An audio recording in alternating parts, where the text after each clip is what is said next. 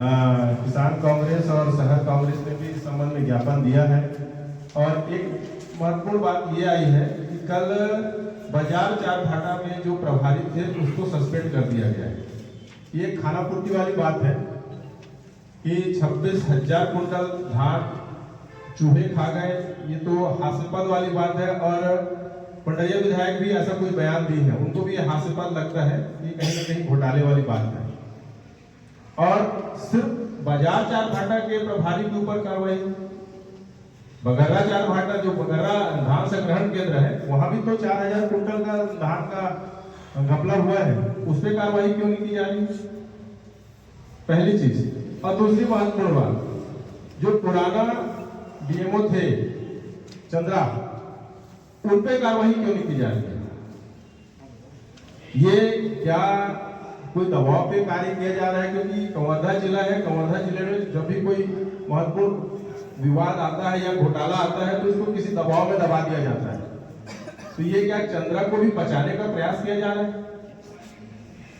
तो ये सिर्फ एक खानापूर्ति की गई है। बाजार चारघाटा के प्रभारी को हटा के अगर पुराने डीएमओ के ऊपर कोई कार्रवाई नहीं की जाती है, धान संग्रहण के बगर्रा के प्रभारी के ऊपर कार्रवाई नहीं की जाती है, तो जिला किसान कांग्रेस कमेटी के द्वारा उग्र आंदोलन किया जाएगा, जिसकी पूरी जिम्मेदारी शासन और प्रशासन की होगी।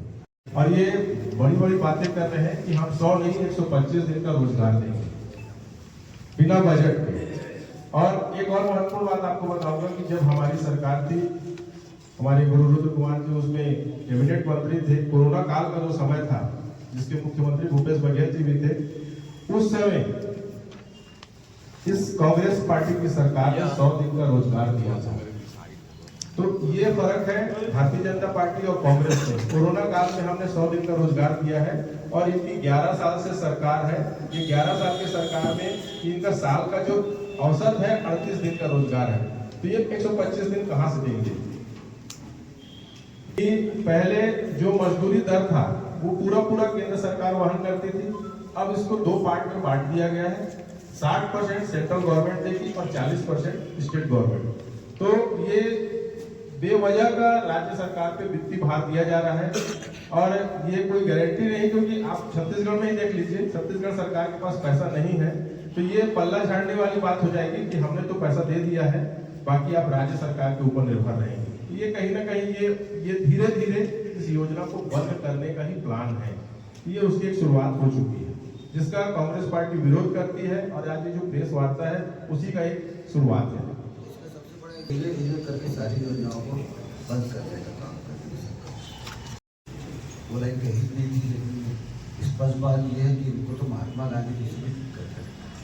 छत्तीसगढ़ की हमारी सरकार जब रही, माननीय भूपेश बघेल जी जब सीएम रहे, हमने राम जी का मृतक मंदिर जो कि चंदपुरी में उसका विकास करते हैं।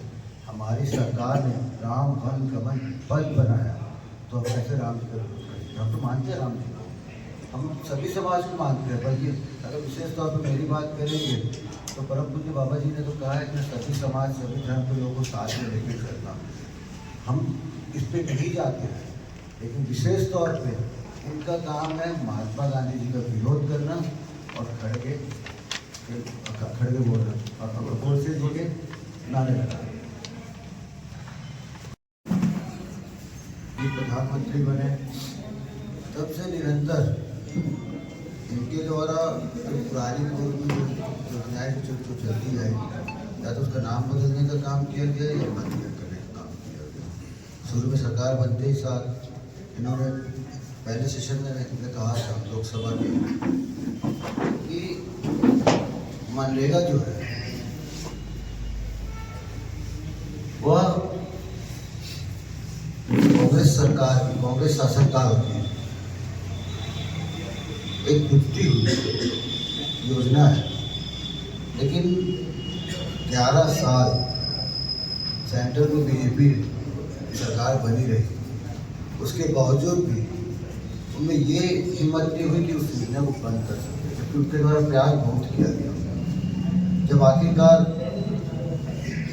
उनको कोई रास्ता नहीं मिला तो सबसे पहले उनके द्वारा योजना का नाम बदला गया।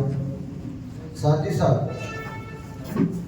हमारी जब सरकार के सेंटर में जब इस योजना को लागू किया गया था, तब उसमें मंशा थी कि जो पलायन होता है वह खत्म हो, लोगों को गाँव में बैठे बैठे रोजगार उपलब्ध हो, मजदूरी उपलब्ध हो, जिसके अंतर्गत मनरेगा की शुरुआत की गई थी।